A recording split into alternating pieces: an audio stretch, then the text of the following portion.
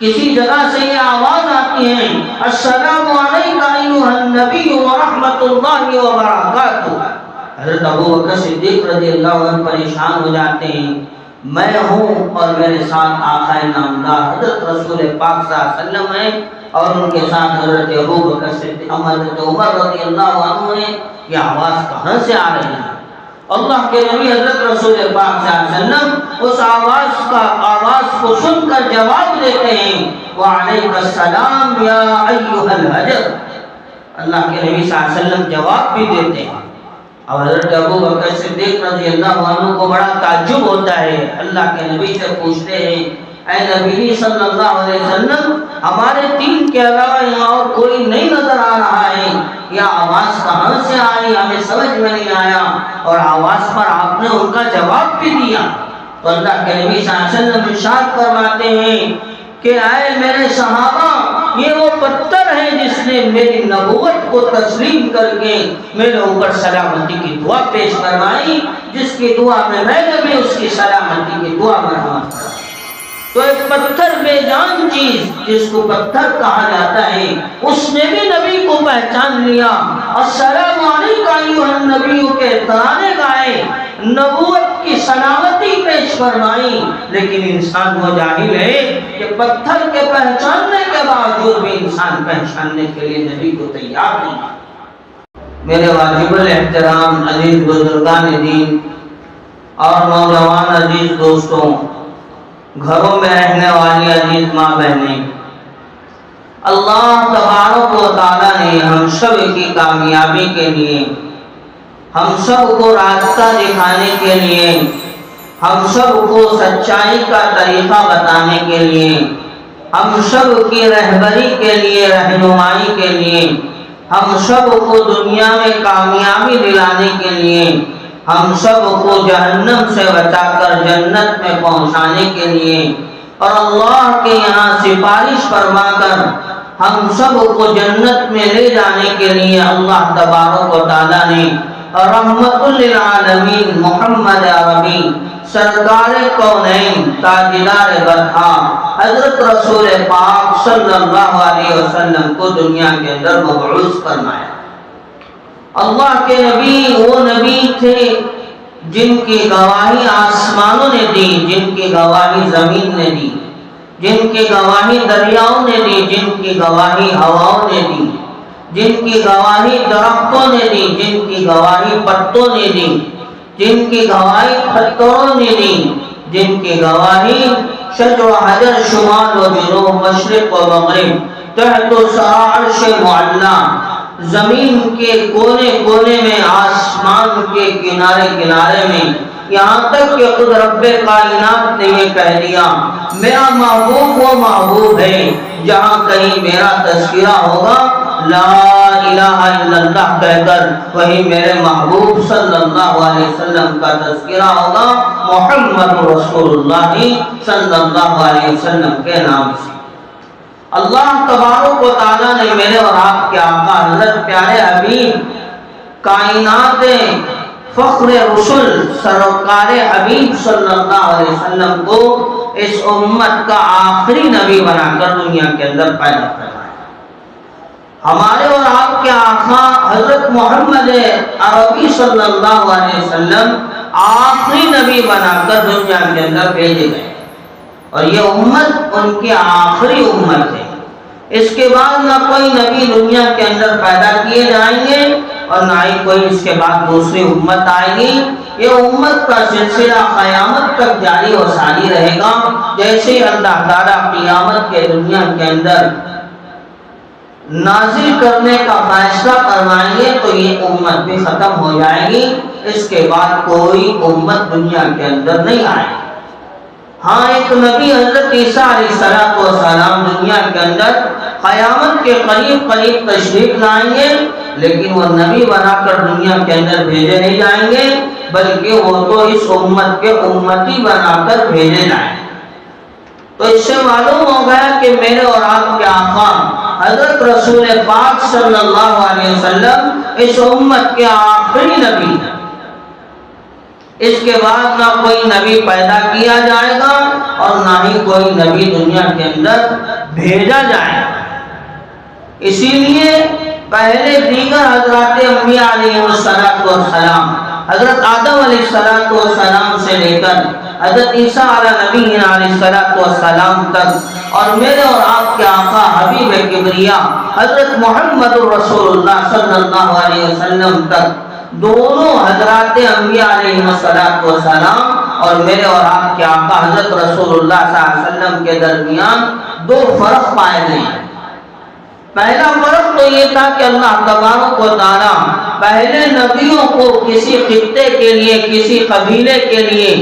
کسی گاؤں کے لیے، کسی بستی کے لیے نبی بنا کر بھیجتے تھے۔ بعض مفسرین نے بات بیان کروائی ہے، بعض نبیوں کو تو اللہ نے ایک محلے کے لیے نبی بنا کر بھیجا، اور اللہ تبارک و تعالیٰ ان کی شریعت کو ان تک محدود رکھتا تھا۔ ان پر جو حکم نازل ہوتا تھا وہ ان کے خطے کے لیے، ان کے قبیلے کے لیے وہ حکم ہوتا تھا، وہ اس پر عمل کرتے، کامیاب ہو کر دنیا سے رخصت ہو جاتے۔ ایک فرق تو یہ ہے، لیکن اللہ تبارک و تعالیٰ نے میرے اور آپ کے آقا حضرت رسول پاک صلی اللہ علیہ وسلم کو کسی ایک خاندان کے لیے، کسی ایک قبیلے کے لیے، کسی ایک گاؤں، کسی بستی کے لیے، کسی ایک شہر اور کسی محلے کے لیے نبی بنا کر نہیں بھیجا، بلکہ اللہ خود فرماتے ہیں وَمَا أَرْسَلْنَاكَ إِلَّا رَحْمَةً لِلْعَالَمِينَ، ہم نے آپ کو دونوں جہانوں کے لیے نبی بنا کر بھیجا۔ اللہ کے نبی حضرت رسول پاک صلی اللہ علیہ وسلم قیامت تک کے لیے نبی بنا کر دنیا کے اندر بھیجے گئے۔ اور دوسرا فرق یہ ہے کہ پچھلے انبیاء علیہ السلام جب دنیا میں آتے، اللہ تبارک و تعالیٰ انہیں کتاب دیتے، ایک طریقہ دیتے، جیسا کہ ہم جانتے ہیں بڑے بڑے حضرات انبیاء علیہ السلام گزرے، جن میں کسی کو تورات ملی، کسی کو زبور ملی، کسی کو انجیل ملی، لیکن ان کی کتابیں اس نبی کے رہنے تک رہتی اور وہ شریعت وہ طریقہ باقی رہتا۔ جیسے نبی دنیا سے چلے جاتے ہیں ان کی کتاب بھی رد و بدل ہو جاتی یا اس کے اندر تحریف کر دی جاتی اور وہ طریقے کو اللہ کی طرف سے ختم کر دیا جاتا۔ لیکن میرے اور آپ کے آقا حضرت رسول پاک صلی اللہ علیہ وسلم کو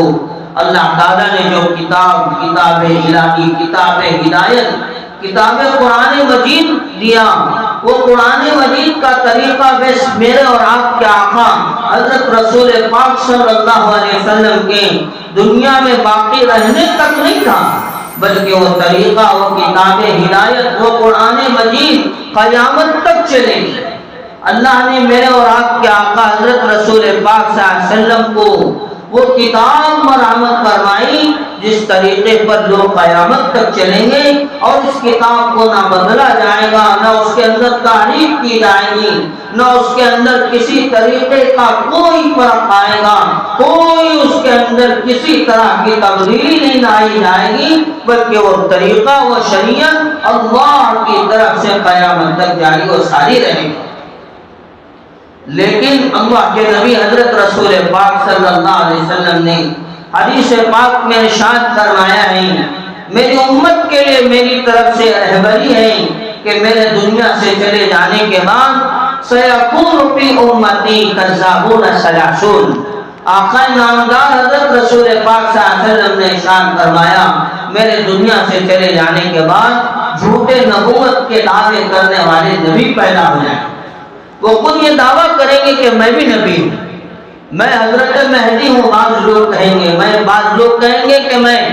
نبی ہوں، خود نعوذ باللہ اس بات کا دعویٰ کریں گے کہ میں محمد رسول اللہ صلی اللہ علیہ وسلم ہوں، میں اللہ کی طرف سے بھیجا گیا نبی ہوں، اس طرح کا دعویٰ کریں گے۔ اللہ کے نبی نے خود فرمایا انہو یزعم انہو نبی، وہ سب 30 کے 30 یہ گمان کریں گے، لوگوں میں یہ افواہیں پھیلائیں گے کہ ہم نبی ہیں وقت کے، لیکن اللہ کے نبی حضرت رسول پاک صلی اللہ علیہ وسلم نے ارشاد فرمایا کہ وہ سب کے سب جھوٹے ہوں گے، کذابون جھوٹے ہوں گے، لیکن آگے اللہ کے نبی نے فرمایا وَأَنَا خَاتَمُ النَّبِيِّينَ لَا نَبِيَّ بَعْدِي، تمہارے آگے کوئی بھی اس بات کا اقرار کرے کہ میں نبی ہوں، اس کی بات ہرگز مت ماننا، بلکہ وہ تو جھوٹا ہوگا، کذاب ہوگا۔ میں دنیا کا آخری نبی ہوں اور میرے بعد کوئی نیا نبی دنیا کے اندر آنے والا نہیں۔ لیکن اللہ تبارک و تعالیٰ نے یہ بھی سمجھایا کہ انسان جو ہے وہ جاہل ہے، اِنَّهُ كَانَ ظَلُومًا جَهُولًا، اللہ نے انسان کو جاہل بنا کے پیدا فرمایا۔ اللہ کے نبی حضرت رسول پاک صلی اللہ علیہ وسلم کے دنیا میں آنے کے بعد نبی کی ہستی کو صلی اللہ علیہ وسلم پہچاننے والے انسان سے بڑھ کر زمین کے پتھر تھے، آسمان کے بادل تھے، درختوں کی ٹہنیاں اور درختوں کے پتے تھے، سمندر کا پانی تھا، اور بڑے بڑے پتھر تھے جنہوں نے اللہ کے نبی حضرت رسول پاک صلی اللہ علیہ وسلم کو پہچانا تھا۔ اور دنیا کا ہر چرند پرند جانور تک اللہ کے نبی حضرت رسول پاک صلی اللہ علیہ وسلم کو پہچاننے والا تھا۔ وہ خود یوں سمجھتے تھے کہ یہ نبی آخری نبی ہے، اس کے بعد کوئی نبی دنیا میں آنے والا نہیں۔ لیکن اللہ کا خود فرمان ہے انسان جاہل ہے، نہیں سمجھ سکے گا، وہ گمراہی میں چلا جائے گا۔ اس لیے آج کے بہت سارے نوجوان اللہ معاف فرمائے شکیلیت کے فتنے میں آ کر، ایک آدمی ہے جس کا نام شکیل بن حنیف ہے، وہ اپنے آپ میں کسی جگہ بیٹھ کر انٹرنیٹ کے ذریعے سے، یوٹیوب کے ذریعے سے، فیس بک کے ذریعے سے بیانات کر کے نوجوانوں کو بہکاتا یوں کہتا ہے میں وقت کا نبی ہوں۔ بہت سارے پڑھے لکھے لوگ، doctor, engineer, professor, I T کمپنیوں میں کام کرنے والے اس کے فتنے میں آ رہے ہیں۔ جاہل تو جاہل، ان پڑھ تو ان پڑھ، گوار تو گوار، پڑھے لکھے لوگ نبی کی پہچان سے غافل ہیں۔ اللہ سب کی حفاظت فرمائے۔ وہ سب شکیلیت کے فتنے میں آ کر یوں کہہ رہے ہیں شکیل بن حنیف وقت کا نبی ہے، ہم اس کی بات کو ماننے کے لیے تیار ہیں۔ آپ ایسے یوٹیوب پہ سرچ کر کے دیکھیے، ایک آدمی گوہر شاہی اس کا نام ہے، وہ کسی باہر کنٹری میں رہتا ہے اور وہاں سے اپنے ذریعے سے اور یوٹیوب کے ذریعے سے، فیس بک کے ذریعے سے ایسے چھوٹے چھوٹے کلپ وائرل کرتا ہے جو نوجوانوں کے دلوں کو لبھا جاتی ہیں، اور وہ یوں کہتا ہے کہ ہم امام مہدی ہیں، وہ یوں کہتا ہے کہ ہماری جو مانے گا وہ کامیاب ہو جائے گا۔ نعوذ باللہ، اس نے کلمے کو تک بدل دیا ہے۔ اس کا کلمہ ہے لا الہ الا اللہ محمد رسول اللہ گوہر النبی اللہ۔ اللہ سب کے حفاظت فرمائے۔ نعوذ باللہ، ایسا کلمہ پڑھا کر لوگوں کو مرتد بنا رہا ہے۔ آج کا نوجوان طبقہ شکیلیت کے فتنے میں آ چکا ہے، آج کا نوجوان طبقہ گوہر شاہی کے فتنے میں آ چکا ہے۔ فرینڈشپ ایسی بن جاتی ہے کہ موبائل سب لے کر بیٹھ جاتے ہیں، آپس میں چہرے گویاں ہوتی ہیں، ایک نوجوان دوسرے نوجوان کو گمراہیت کی دعوت دیتا ہے، یہ کہتا ہے کہ اب ہمارے لیے آخری نبی حضرت محمد رسول اللہ صلی اللہ علیہ وسلم نبی نہیں رہے ہیں، بلکہ اب کے دعوے دار نبوت کا جھوٹا دعویٰ کرنے والے وہ ہم سب کے لیے نبی بن کر ظاہر ہو گئے۔ جبکہ اللہ کے نبی حضرت رسول پاک صلی اللہ علیہ وسلم کو کنکریوں نے پہچانا تھا۔ ابو جہل اللہ کے نبی کے پاس کنکریاں مٹھی پر لے کر آتا ہے، کہتا ہے اے نبی صلی اللہ علیہ وسلم میرے ہاتھ میں جو ہے، اگر آپ اس بات کا اقرار کر دیں تو میں آپ کا کلمہ محمد الرسول اللہ صلی اللہ علیہ وسلم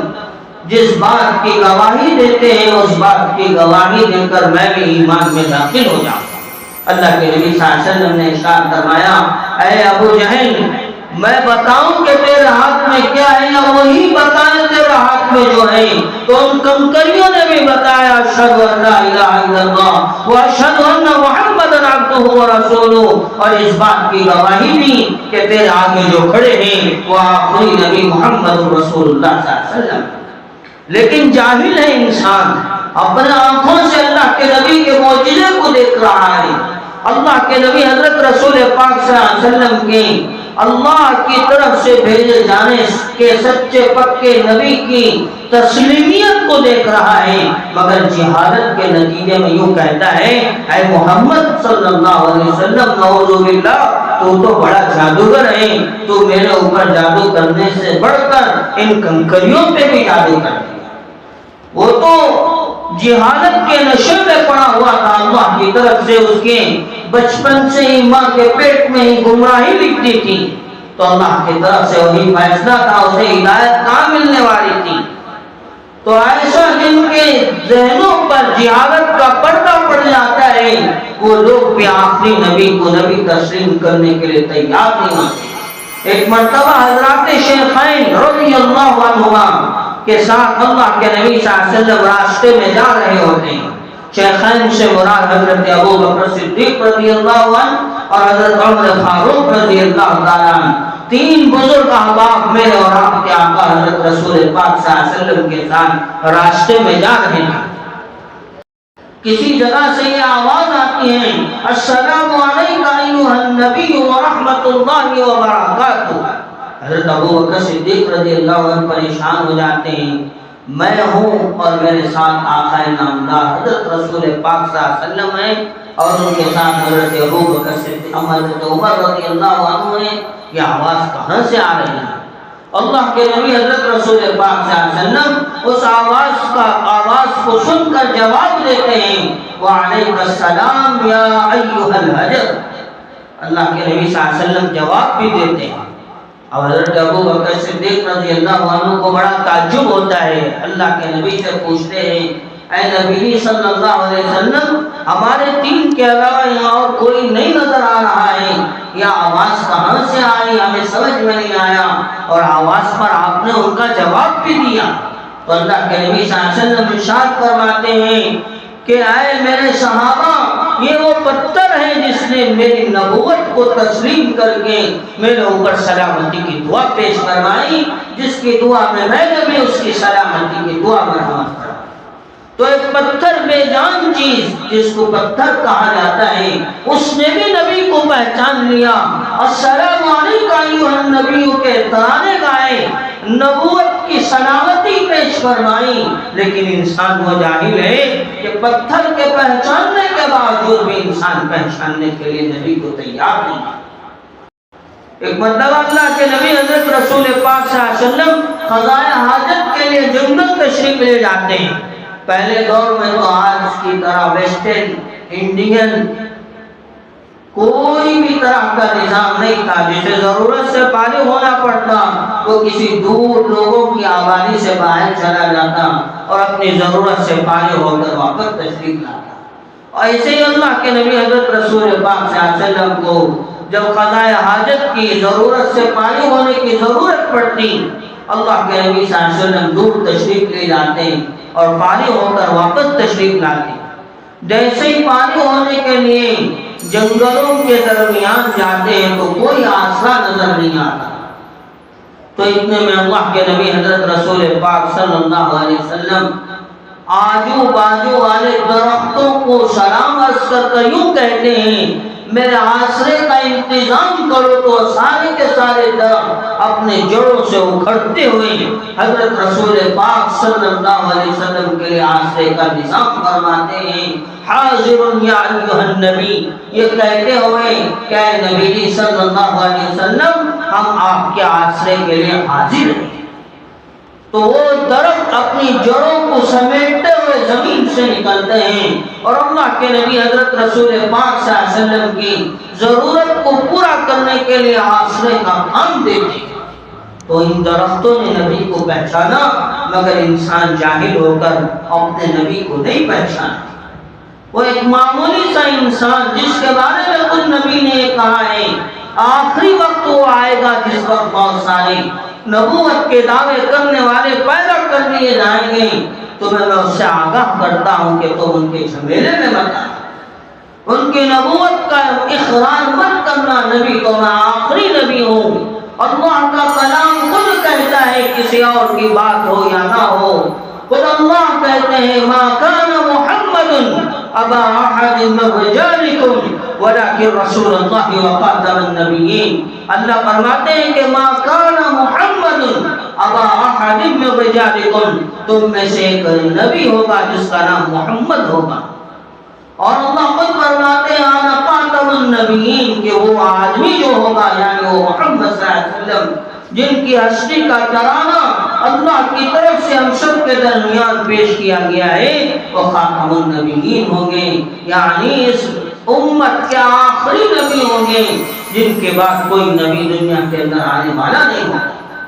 واقعہ مشہور ہے، ہم سب جانتے ہیں. نبی کی محبت میں تنا کئی دن تک رویا تھا. اللہ کے نبی حضرت رسول پاک صلی اللہ علیہ وسلم مسجد نبوی میں ایک تنے پر ٹیک لگا کر درخت کے خطبہ دیا کرتے تھے. ایک عورت اللہ کے نبی صلی اللہ علیہ وسلم کے پاس حضرت امی عائشہ صدیقہ رضی اللہ تعالیٰ عنہ کے حوالے سے تشریف لاتی ہیں. پہلے وہ امی عائشہ کے پاس آتی ہیں رضی اللہ تعالیٰ عنہ، پھر حضرت امی عائشہ صدیقہ رضی اللہ تعالیٰ عنہ اللہ کے نبی حضرت رسول پاک صلی اللہ علیہ وسلم سے عرض کرتے ہیں یا نبی اللہ صلی اللہ علیہ وسلم، اے نبی صلی اللہ علیہ وسلم، ایک عورت آئی ہے، وہ یہ عرض کر رہی ہے کہ ان کا بیٹا کارپینٹر ہے، بہت بہترین کاریگری کرتا ہے. وہ یہ چاہتی ہے کہ اپنے بیٹے سے آپ کے لیے ایک ممبر محراب بنا کر پیش کرے تاکہ آپ اس پر کھڑے ہو کر خطبہ پیش کریں. تو اللہ کے نبی صلی اللہ علیہ وسلم اجازت مرحمت فرما دیتے ہیں. تو آنے والی عورت اپنے بیٹے کی کاریگری سے بہترین ممبر تیار کر کے مسجد نبوی کے حوالے کرتی. جیسے ہی وہ ممبر بنا کر لایا جاتا ہے، اللہ کے نبی صلی اللہ علیہ وسلم ممبر پر کھڑے ہو کر خطبہ دینے لگتے ہیں تو ایک جگہ سے عشقیاں لینے کی اور سسک سسک کر رونے کی آواز پوری مسجد میں گونجنے لگتی ہے. سارے صحابہ پریشان ہو جاتے ہیں، یہ آواز کہاں سے آ رہی ہے، اور ایسا بلک بلک کر سسکیاں لے لے کر کون رو رہا ہے، نظر تو کوئی نہیں آ رہا ہے. تو اللہ کے نبی حضرت رسول پاک صلی اللہ علیہ وسلم جب معلوم کرتے ہیں تو معلوم ہوتا ہے وہ درخت کا تنا جس پر حضرت رسول پاک صلی اللہ علیہ وسلم اپنا ہاتھ ٹیک کر خطبہ دیا کرتے تھے، وہ تنا اللہ کے نبی صلی اللہ علیہ وسلم کی جدائی میں رونے لگتا ہے، ششک شلک کر رونے لگتا ہے، بلک بلک کر رونے لگتا ہے. اللہ کے نبی صلی اللہ علیہ وسلم اس کے پاس تشریف لے جاتے ہیں، اس کے اوپر ہاتھ پھیرتے ہیں جس طرح ایک آدمی یتیم بچے پر جس محبت سے جس شفقت سے ہاتھ پھیرتا ہے، اللہ کے نبی صلی اللہ علیہ وسلم ایسے اس درخت کے تنے پر ہاتھ پھیرتے ہیں اور اس نے اپنے بغل سے لگاتے ہیں اور بازوں میں محبت سے اندر لیتے ہیں اور یوں کہتے ہیں اے درخت، کیا میں تیرے ہاتھ میں یہ دعا نہ کر دوں کہ تو قیامت تک تر و تازہ رہے اور تیرا کھجور ساری انسانیت کھائے. تو کہنے لگتا ہے نبی صلی اللہ علیہ وسلم مجھے یہ دعا پسند نہیں. پھر اللہ کے نبی صلی اللہ علیہ وسلم کہنے لگتے ہیں کیا میں تیرے حق میں یہ دعا نہ کر دوں کہ اللہ تعالیٰ تجھے جنت کا درخت بنا دے اور تجھے جنت میں قیامت تک تر و تازہ رکھا جائے. تو درخت کہتا ہے اے نبی صلی اللہ علیہ وسلم وہ دعا بھی مجھے پسند نہیں. وہ چاہتا تھا کہ میں دوبارہ ممبر رسول بن جاؤں، وہ چاہتا تھا کہ اللہ کے نبی کا بازو دوبارہ میرے اوپر لگ جائے. آخر میں قربان جائیے اللہ کے نبی کو اس تنے نے اتنا محبت فرمائی جتنا ہم اور آپ اللہ حفاظت فرمائے کوئی بھی نہیں کر سکتا. اللہ کے نبی نے فرمایا اپنے صحابہ سے اگر میں یہ بات اس درخت کو عرض نہ کرتا تو وہ قیامت تک اسی طرح مسجد نبوی میں ہوتا رہتا جس طرح آج یہ درخت کے تنے نے رویا ہے اور قیامت تک اس کی آواز گونجتی رہتی. آخر میں اللہ کے نبی نے اس طرح سے یہ فرمایا اب تو غم مت کرنا، میں اللہ سے تیری سفارش یوں کروں گا یا اللہ کل قیامت میں جو تو میرے لیے ممبر بنائے گا اس ممبر کے استعمال کے لیے تیرے تنے کا استعمال کیا. تو گویا کہ اللہ کے نبی دوبارہ کہتے ہیں دوبارہ تجھے ممبر رسول میں استعمال کیا جائے گا، بس دنیا کے لیے نہیں، جنت میں قیامت میں تیرا استعمال کیا جائے گا۔ جب اللہ کے نبی صلی اللہ علیہ وسلم اس طرح اسے دلاسا دیتے ہیں تو تب جا کے وہ تنا کھجور کا خاموش ہوتا ہے، ورنہ وہ روتا ہی رہتا ہے۔ حضرات صحابہ نے عرض کیا کہ ہم خود اپنے کانوں سے اللہ کے نبی کے تسلی دینے کے باوجود بھی کئی دن تک اس آواز کو سنا کرتے تھے کہ وہ بلک بلک کر حضرت محمد علیہ السلام کی محبت میں رویا کرتا تھا۔ تو ایک درخت کے تنے نے اپنے نبی کی محبت کو پہچانا، اپنے نبی کو تسلیم کیا، مگر ہم نے اللہ کے نبی حضرت رسول پاک صلی اللہ علیہ وسلم کی نبوت کو نہیں پہچانا، ہم نے اللہ کے نبی صلی اللہ علیہ وسلم کی رسالت کو نہیں سمجھا۔ یہاں تک کہ ایک مرتبہ اللہ کے نبی صلی اللہ علیہ وسلم مسجد نبوی میں تشریف فرمائے، ایک دیہاتی گاؤں کا رہنے والا اللہ کے نبی صلی اللہ علیہ وسلم کی مجلس میں تشریف لاتا ہے اور اللہ کے نبی صلی اللہ علیہ وسلم کے بارے میں برا بھلا کہنے لگتا ہے۔ عام طور پر تو گاؤں کے لوگ، ان کی زبان موٹی ہوتی ہے، دل صاف ہوتا ہے، وہ ایسی بات بول دیتے ہیں کھلے زبان سے جو آگے والے کو ڈائریکٹ اٹریکٹ کر کے برا لگ جاتی ہے۔ تو اللہ کے نبی کے مجلس میں آتا ہے، سارے صحابہ بیٹھے ہوئے ہیں، ایک کہنے لگتا ہے من کان یقول محمد صلی اللہ علیہ وسلم انت، اے نبی صلی اللہ علیہ وسلم، بہت سارے لوگ کہتے ہیں کہ کیا آپ ہی وہ ہیں جو محمد رسول اللہ صلی اللہ علیہ وسلم ہونے کا دعویٰ کرتے ہیں؟ تو اللہ کے نبی صلی اللہ علیہ وسلم کہنے لگتے ہیں ہاں میں ہوں، من انا، میں ہی وہ آدمی ہوں۔ تو دیہاتی کہنے لگتا ہے یہ میں کیسے پہچانوں گا کہ آپ ہی محمد رسول اللہ صلی اللہ علیہ وسلم ہیں؟ تو اللہ کے نبی اس دیہاتی سے، گاؤں والے سے پوچھنے لگتے ہیں تو ہی بتا تیرے پہچان ہونے کے لیے میں کیا دلیل ثابت کروں؟ تو وہ خود اپنے ہاتھ میں ایک شکار کر کے ایک پرندہ لے کر آیا ہوا ہوتا ہے جو مر چکا ہوتا ہے، جسے اردو میں جو ہے ذبح کہتے ہیں۔ تو اس پرندے کو اللہ کے نبی کے آگے پیش کرتا ہے جو شکار ہو کر مر چکا ہے۔ اب اللہ کے نبی صلی اللہ علیہ وسلم سے کہنے لگتا ہے نبی صلی اللہ علیہ وسلم اگر یہ مرا ہوا پرندہ ذبح زندہ ہو کر آپ کی گواہی دے دے تو میں کلمہ شہادت محمد رسول اللہ صلی اللہ علیہ وسلم کی گواہی دینے کے لیے اور کلمہ پڑھنے کے لیے تیار ہوں۔ تو اللہ کے نبی حضرت رسول پاک صلی اللہ علیہ وسلم اس مرے ہوئے پرندے کو آواز دیتے ہیں اے ذبح بول کر، تو اللہ کی طرف سے معجزے کا ظہور ہوتا ہے۔ وہ مرا ہوا پرندہ لبیک و سعدی یا من طلع البدر علینا کہتے ہوئے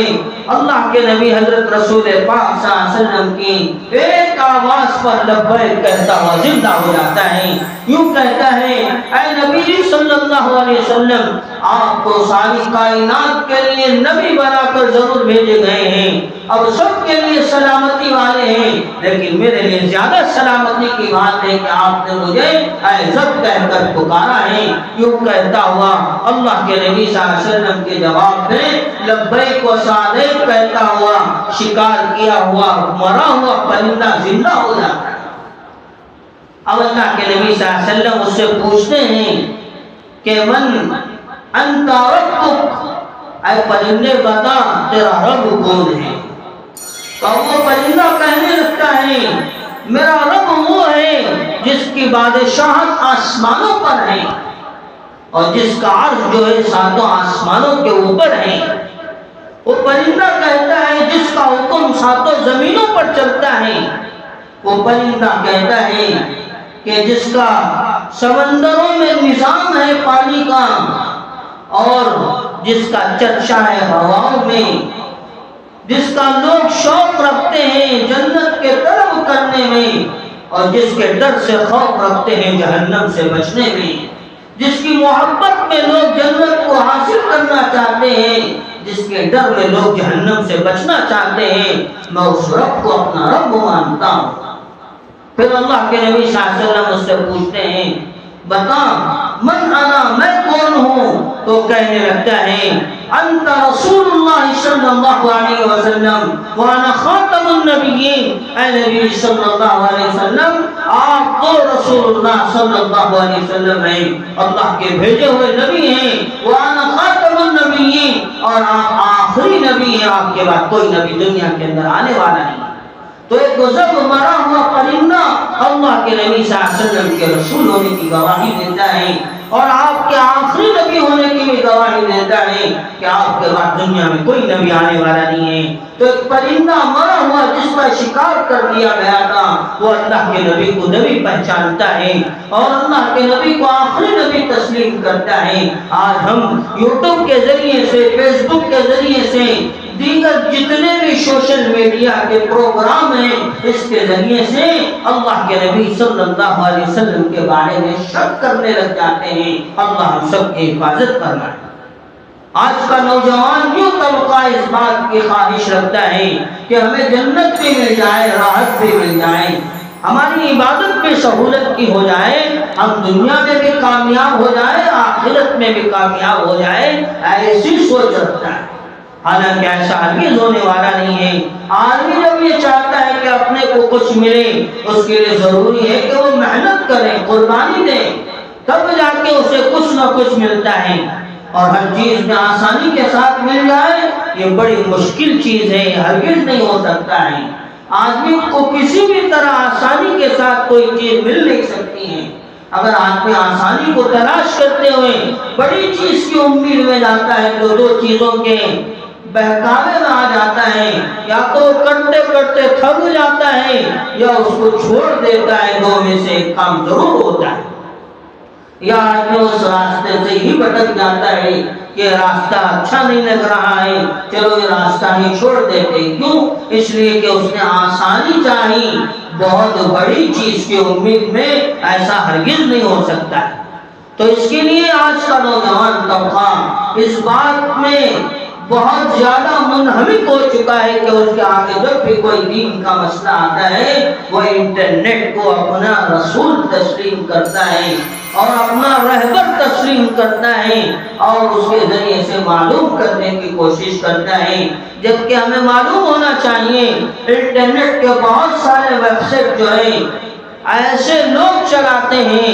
جن کا اسلام سے دور دور تک تعلق نہیں ہوتا ہے۔ انٹرنیٹ کے بہت سارے ویب سائٹ یہودی چلاتے ہیں، نصرانی لوگ چلاتے ہیں۔ انٹرنیٹ کے بہت سارے ویب سائٹ قادیانی لوگ چلاتے ہیں جو لوگوں کو گمراہ کرنے میں لگے ہوئے رہتے ہیں۔ اور آدمی انٹرنیٹ سے مسئلہ معلوم کرتا ہے، اللہ معاف فرمائے، بعض نوجوان تو ایسے کوڑے اندھے ہوتے ہیں، گمراہیت میں چلے جاتے ہیں، اور رات کے بہت سارے مسائل جب انہیں رات میں پیش آتے ہیں تو صبح اٹھ کر ان مسائل کا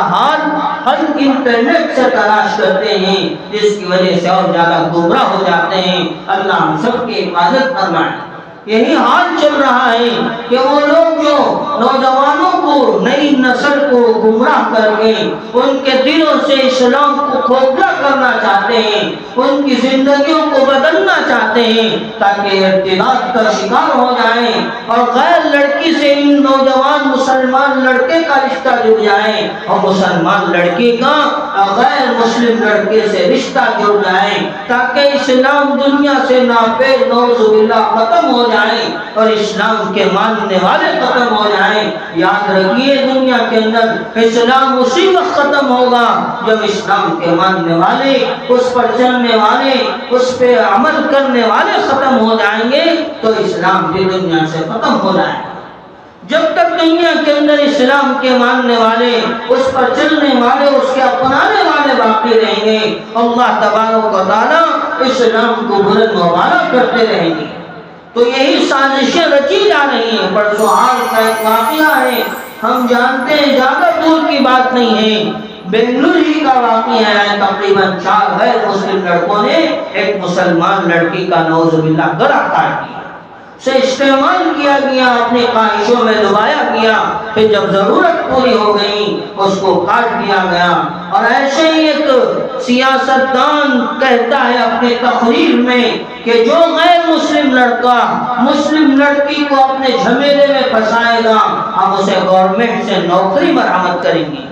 اس کے ساری تنخواہ کا نظام ہم گورنمنٹ سے کریں گے. اس طرح کی ساری سازشیں رچی گئی ہیں. اللہ ہم سب کو بچنے کی توفیق عطا فرمائے. وہ سارے مسائل کی جڑ یہی انٹرنیٹ ہے, یہی سے ساری چیزوں کا ظہور ہوتا ہے اور لوگ یہیں پر آ کر پھنستے ہیں. نوجوان بھی یہیں سے پھنستے ہیں, لڑکے ہو نوجوان لڑکیاں بھی یہیں سے پھنستی ہیں. ہمیں ضرورت ہے اس بات کی, اگر ہم والدین ہیں تو اپنے بچوں کی بڑی غور سے تربیت کی فکر کریں. نوجوان بچے ہیں تو ان کی بھی تربیت کی فکر کریں, نوجوان بچیاں ہیں تو ان کی بھی تربیت کی فکر کریں. آج معلوم نہیں ایجوکیشن کے دھوکے میں اپنے والدین اپنے بچوں سے اتنا بے رخ ہو چکے ہیں کہ ان کے دلوں کے اندر عقیدے کی اتنی خرابی کو لاگو کیا جا رہا ہے اور ان کے دلوں سے اسلام کو اسکول کے نالج سے ایسا ختم کیا جا رہا ہے. وقت ایسے آئے گا, اللہ ہم سب کی حفاظت فرمائے, بچہ پوچھے گا کہ باپ نماز کو کیوں جاتا ہے جبکہ سب کچھ بغیر نماز کے کام ہو جاتا ہے. ایک وقت وہ آئے گا کہ بچی پوچھے گی کہ ماں نماز کیوں پڑھتی ہیں جبکہ بغیر نماز کے سب کچھ کام ہوتا ہے. یہ کیا ہوگا؟ شروع سے ان کے عقیدے کو بگاڑا جائے گا, ان کے اعتقاد کو تبدیل کر دیا جائے گا, ان کے دلوں کو کفر کے جھمیلے میں پھنسا دیا جائے گا. تو بچے آج کے چھوٹے ہیں, کل کے بڑے ہو جائیں گے, وہ اسلام کو ایسے انکار کریں گے جیسے چھوٹا بچہ تیز چیز کو انکار کرتا ہے اور اسے اپنے سے دور کرتا ہے. ویسے انہیں اسلام میں مذہب میں تیزی نظر آئے گی اور مشکل نظر آئے گا, جس کی وجہ سے وہ ایسے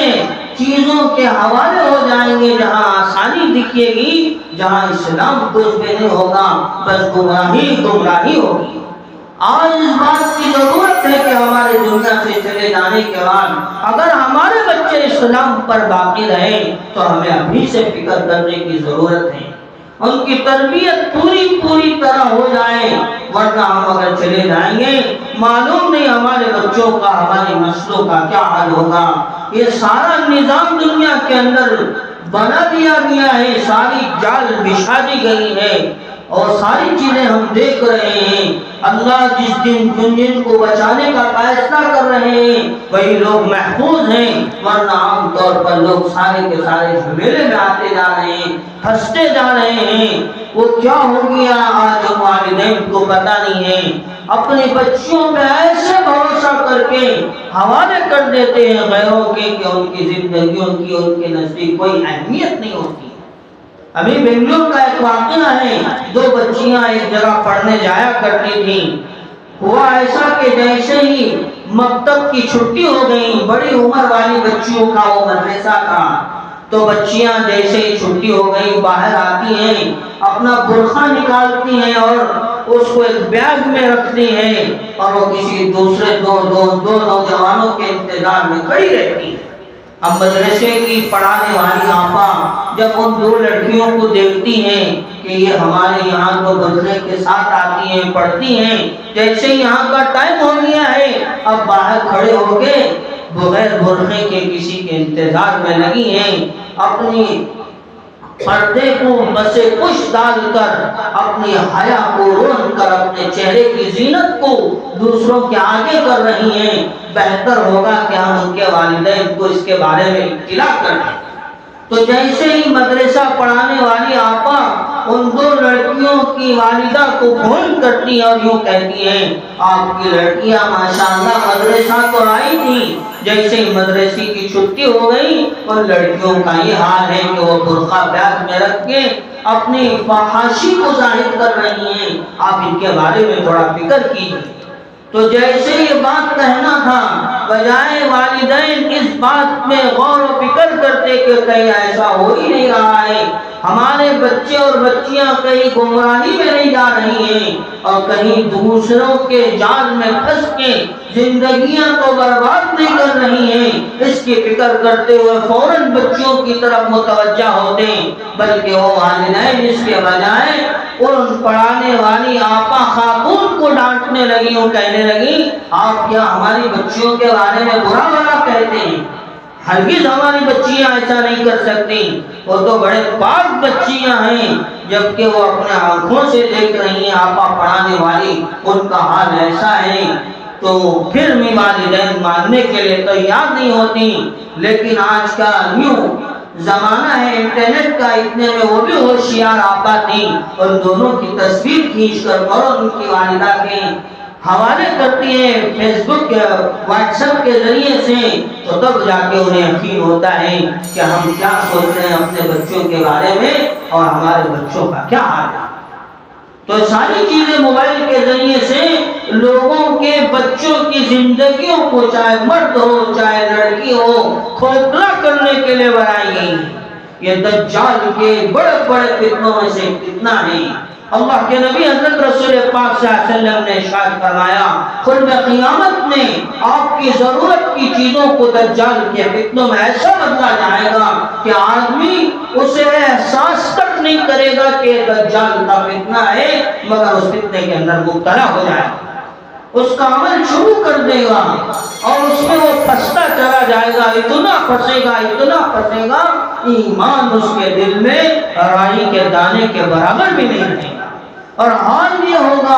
جب اللہ کی طرف سے دجال کا ظہور ہوگا، وہ اپنی دعوت پر ان لوگوں کو بلائے گا تو لوگ اس کی دعوت میں پھنستے چلے جائیں گے اور اپنے ایمان کو بیچ کر اس کے حوالے ہو جائیں گے۔ ہم اپنے دل پر مطمئن ہو کر یوں سوچ رہے ہوتے ہیں کہ جب دجال آئے گا اس وقت دیکھیں گے، ہمیں یقین ہے کہ ہم نہیں بدلیں گے، ہم اس کی دعوت کا شکار نہیں بنیں گے، لیکن وقت ایسا آئے گا دجال کی فتنوں میں ہمیں ایسے مبتلا کر دیا جائے گا کہ اس کے آنے سے پہلے ہی ہم اس کے انتظار میں لگے ہوئے ہوں گے، جیسے آج وہ یہود و نصارہ اس حدیث کے تحت میں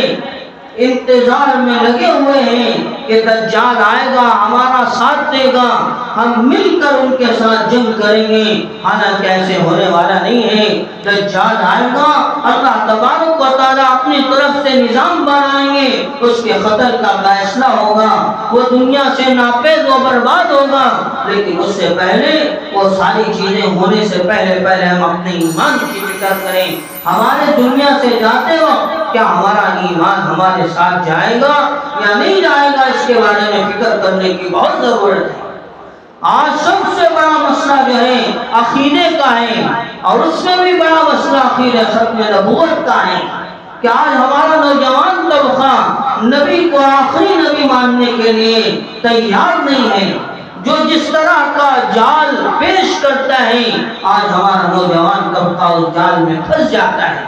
گمراہیت کا شکار ہو جاتا ہے۔ وہ یوں کہتے ہیں ہمارے نوجوان طبقے کو کہ بھائی ٹوپی پہن کے نماز پڑھنے کی کیا ضرورت ہے، ہمارے اوپر تو اللہ نے چھت کے لیے ٹوپی کے لیے اتنا بڑا آسمان بنایا ہے، یہی ہمارے لیے نماز میں ٹوپی کا کام دے گا تو اچھا ہے، تو ٹوپی مت پہننا۔ تو سوچنے لگتا واقعی سچی بات ہے،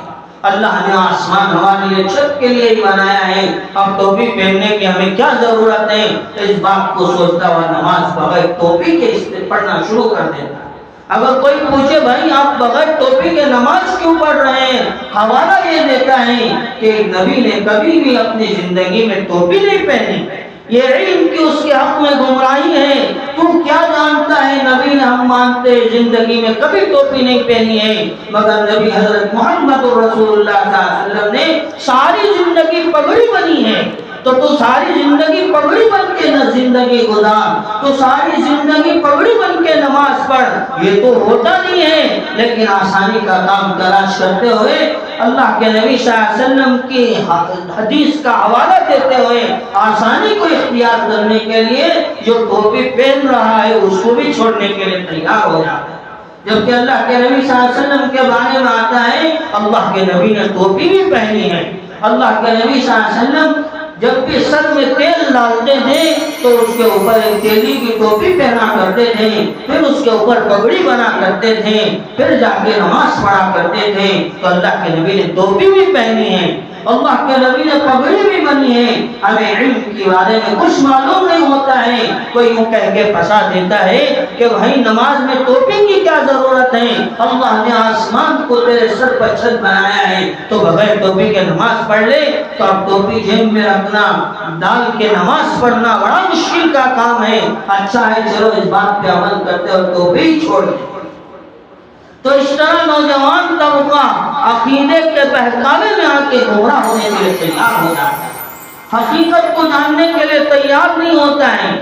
اور اندر اندر سے اسے کھلملی مچی ہوتی ہے، اس عمل میں بھی آسانی کیسے مل جائے، اس عمل میں بھی آسانی کیسے مل جائے، جیسا کہ حدیث پاک میں آتا ہے، اللہ کے نبی حضرت رسول پاک صلی اللہ علیہ وسلم نے ارشاد فرمایا جو آدمی عصر کی سنت نماز پڑھتا ہے اللہ تبارک و تعالیٰ اسے جنت میں ایک محل ہیرے کا برآمد فرمائے،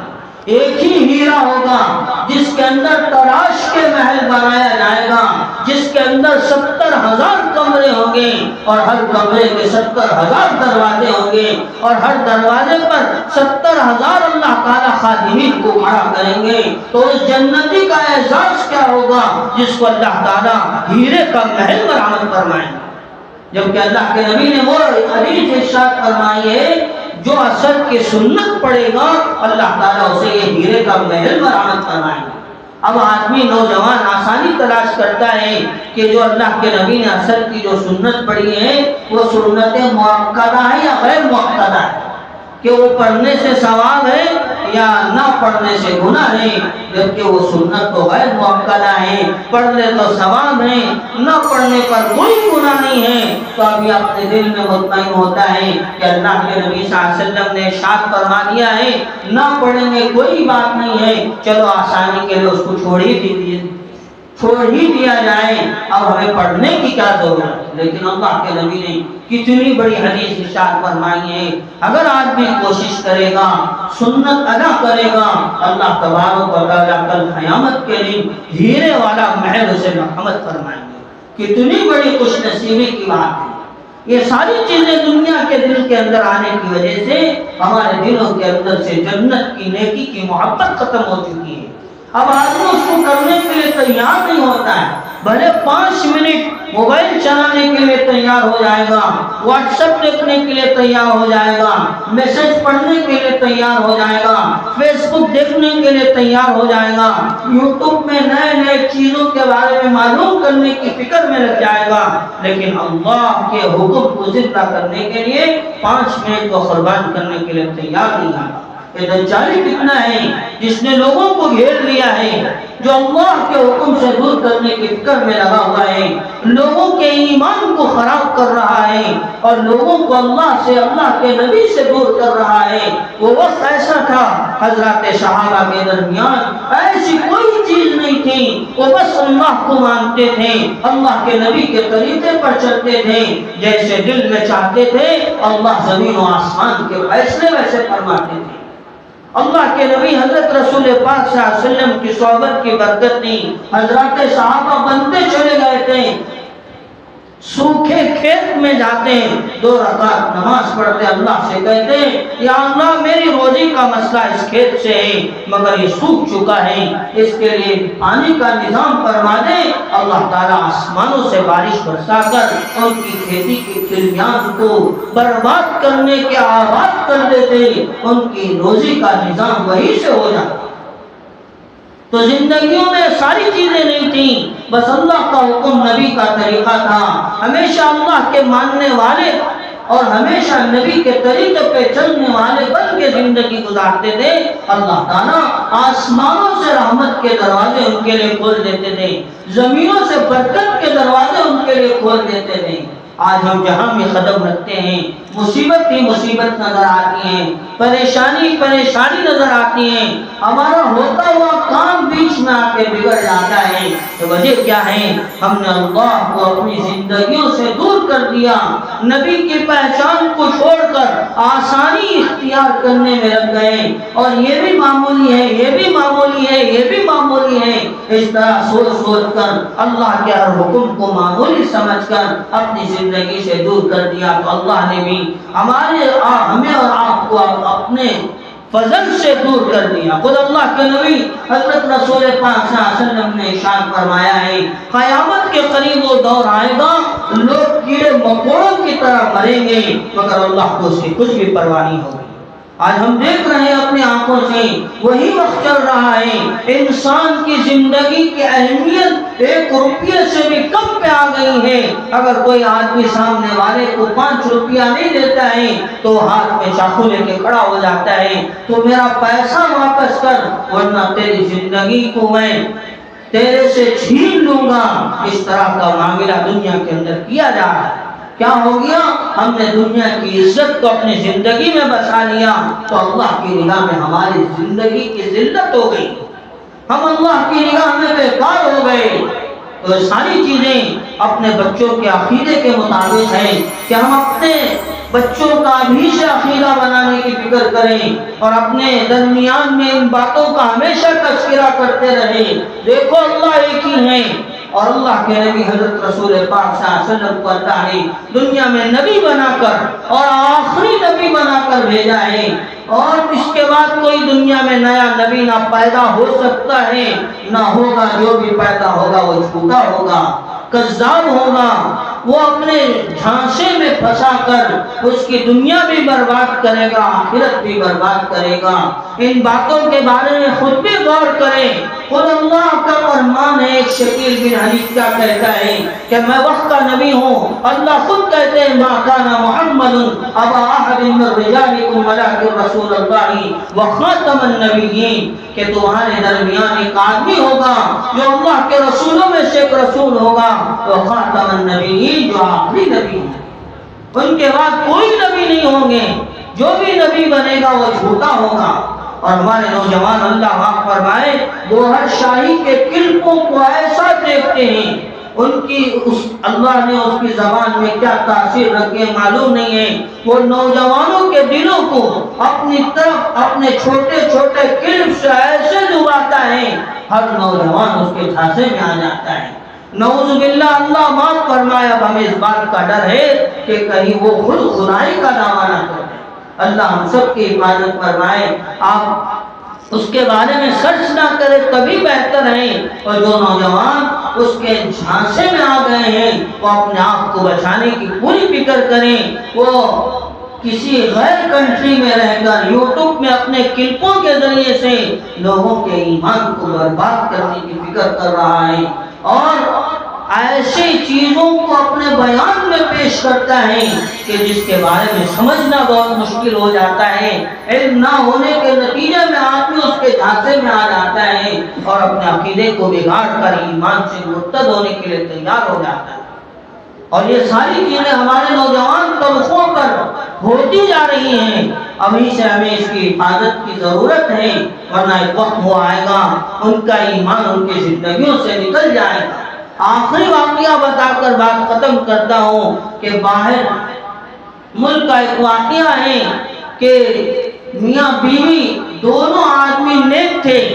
لیکن میاں نے اپنے بچے کو پڑھنے کے لیے یہودیوں کی اسکول میں ڈال دیا تھا۔ ایک وقت تھا کہ وہ مالدار تھے، باپ کے لیے اچھی کمائی چل رہی تھی، سب کچھ خوشحالی تھی، لیکن ایک وقت وہ آیا کہ اچانک مسائل بدل گئے، تنگی آ گئی۔ جب بھی شوہر بیوی سے آ کر پورے وقت کی تنگی کو، پریشانی کو، بدحالی کو بیان کرتا، ایسے ایسے ہو گیا ہے، تو بیوی نیک تھی، وہ دلاسا دلاتی، کیوں کہتی کہ اللہ ہے، اللہ کرے گا، اللہ ان مسائل کو حل کرے گا، اللہ ان مسائل کے بارے میں فکر کرے گا، دوبارہ وہ وقت ہمارے اوپر لوٹ کر آئے گا، اللہ جو ہے وہ ایک ہی ہے، وہ ضرور اس بات کو سن رہا ہے۔ اس طرح بیوی اپنے شوہر کو دلاسا دلاتی اور سمجھاتی، لیکن جو بچہ تھا وہ ہمیشہ بغل میں رہ کر اپنی امی کی بات کو، جو امی بیوی شوہر کی اپنے شوہر سے عرض کرتی تھی اور اللہ کے ایک ہونے کی گواہی دے کر اللہ پہ بھروسہ کرنے کی، اللہ پر توکل کرنے کی دعوت دیتی تھی، وہ سنا کرتا تھا کہ میری امی ہمیشہ اللہ ایک ہے، اللہ ایک ہے بولا کرتی ہیں، اسے ہمیشہ اس بارے میں تشویش ہوا کرتی تھی۔ لیکن ایک مرتبہ ایسا ہوتا ہے، شوہر بڑا پریشان ہو کر اس بچے کا باپ میاں سے بہت بدحالی کو پریشانی کو بیان کرنے لگتا ہے اور بیوی کہنے لگتی ہے وہ اللہ تو ایک ہے، وہ اللہ ہمارا ضرور ساتھ دے گا، وہ اللہ ہمارے بارے میں ضرور فکر کرے گا۔ جب ایسے کہنے لگتی ہے بچہ مشہور ہو کے کہنے لگتا ہے مما گاڈ از ٹو، اللہ تو دو ہیں آپ تو ایک کہہ رہی ہیں، یہ مجھے سمجھ میں نہیں آیا۔ تو کیا ہوا تھا جب بچے کو باپ نے یہودیوں کے اسکول میں بھیجا تھا تو اس بچے کا وہاں عقیدہ خراب ہو گیا تھا، وہاں اسے بتایا گیا تھا کہ اللہ ایک نہیں ہے، اللہ کے ساتھ حضرت عیسیٰ بھی خدا ہے، تو دنیا کے اندر ایک خدا نہیں ہے بلکہ دو خدا ہیں۔ تو اس کے دل کے اندر یہ بات جم چکی تھی کہ دنیا کے اندر خدا دو ہیں، یہ خدا نہیں ہے۔ اگر دنیا میں دو خدا ہوتے، قرآن کہتا ہے لو کان فیہما آلہۃ الا اللہ لفسدتا، اگر دنیا کے اندر ایک اللہ کے علاوہ دوسرا خدا بھی ہوتا لفسدتا، دنیا کا نظام درہم برہم ہو جاتا، دنیا خراب ہو جاتی، دنیا تہس نہس ہو جاتی۔ ایک اللہ چاہتا بارش برسانا، دوسرا اللہ چاہتا بارش نہیں برسانا، ایک اللہ چاہتا روزی دینا، دوسرا اللہ چاہتا روزی نہ دینا۔ تو حساب لگائیے، اللہ خود کہتے ہیں کہ آپ لوگ اس بات کو دل کے اندر بٹھا دے بسا دے کہ دنیا کے اندر دو خدا نہیں ہیں، دنیا کے اندر تو ایک ہی خدا ہے، جس کی وجہ سے دنیا کا سارا نظام امن و امان کے ساتھ چل رہا ہے۔ ورنہ دنیا کے اندر دو خدا ہوتے، ایک خدا چاہتے سورج نکالنا، دوسرا خدا چاہتے سورج نہیں نکالنا، تو دنیا کا نظام کیا ہوتا ہم خود اندازہ لگا سکتے ہیں۔ لیکن اس بچے کے دل کے اندر یہ بات بسا دی گئی تھی کہ دنیا کے اندر یہ خدا نہیں ہے بلکہ ایک تو خدا ہے، ان کے بیٹے حضرت عیسیٰ اور دوسرے خدا ہیں۔ تو اپنی امی سے بچہ کہنے لگا آپ تو ایک خدا کی بات کرتے ہو کہ ایک خدا ہے جو مسائل حل کرے گا، ہماری دنیا کو بدل دے گا، لیکن ہمیں اسکول میں کہا جاتا ہے کہ دو خدا ہیں، ہمیں بات سمجھ میں نہیں آتی ہے۔ جب بچپن سے بچے کا عقیدہ بگڑ جائے گا تو بعد میں چل کر بننا بڑا مشکل ہو جائے گا۔ بچپن میں اگر عقیدہ بن جائے گا موت تک بچہ اس پر برقرار رہے گا۔ حضرات صحابہ کی زندگیاں یہی تھی، وہ اپنے آپ پر تلوار چلنے کے لیے تیار ہو جاتے تھے، سر اپنے آپ کا دینے کے لیے تیار ہو جاتے تھے، مگر ایمان کو چھوڑنا، ایمان کو حوالے کرنا پسند نہیں کرتے تھے۔ حضرت خبیب رضی اللہ تعالیٰ عنہ کو باندھ کر آجو باجو سے تیروں کو برسایا گیا اور ان سے پوچھا گیا کیا ہی اچھا ہوگا ہے خبیب، بجائے تمہیں تیر مارنے کے تمہاری جگہ حضرت محمد رسول اللہ صلی اللہ علیہ وسلم کو نعوذ باللہ شہید کر دیا جائے اور تمہیں چھوڑ دیا جائے، تم اس بارے میں کیا کہتے ہیں؟ ایمان اتر چکا تھا، محمد رسول اللہ کی محبت ان کے دلوں کے اندر بس چکی تھی۔ وہ کہنے لگے مجھ جیسے 100 لوگوں کو قربان کرنا تمہارے لیے آسان ہے اس بات کے مقابل میں کہ میرے محمد رسول اللہ صلی اللہ علیہ وسلم کو میری جگہ میں ان کے پیر میں کانٹا بھی چلے۔